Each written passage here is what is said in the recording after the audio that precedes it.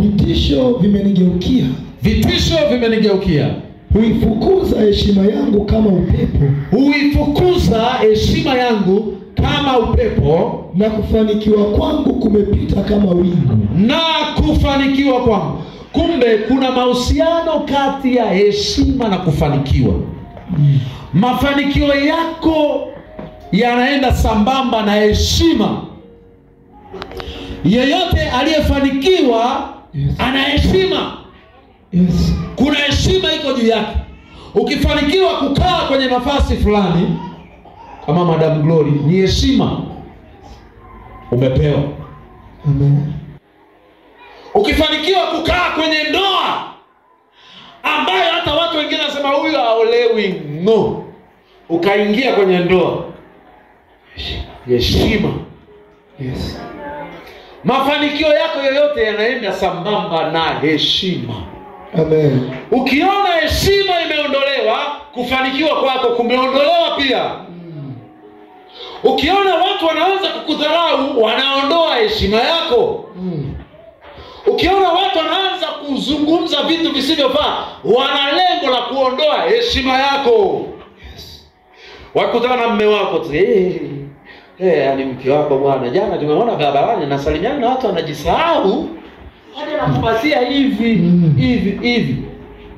Na mume anaanza kuuliza, nani huyu? Anaingia hasira.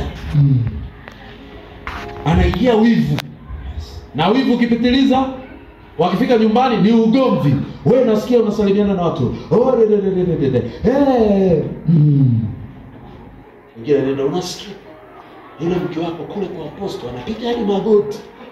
Lakini wewe hata hakupigii. Kuanzia leo hamna kwenda. Nimeshachua mama usiano yeye. Kumbe kuna mtu ili aharibu heshima yako mahali, lazima aharibu kwa maneno mahali fulani. Heshima yako inaenda, nafasi yako inapotea. Kufanikiwa kwako kwenye ndoa kunaharibika. Lazima tuwe wajanja.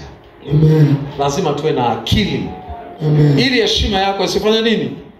Isipotee. Na watu wengine wanachukua heshima yako kwa nguvu. Kataa kwa jina la Yesu. Amen. Kataa kwa damu ya Yesu. Amen. Hata hapo unaweza ukakaa, lakini kuna mtu anakutengenezea mazingira uonekane haufai. Uonekane haufai.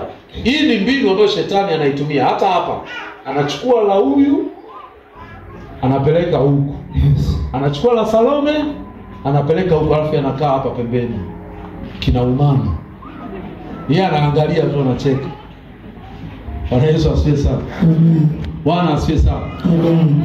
Bwana asifiwe sana. Amen.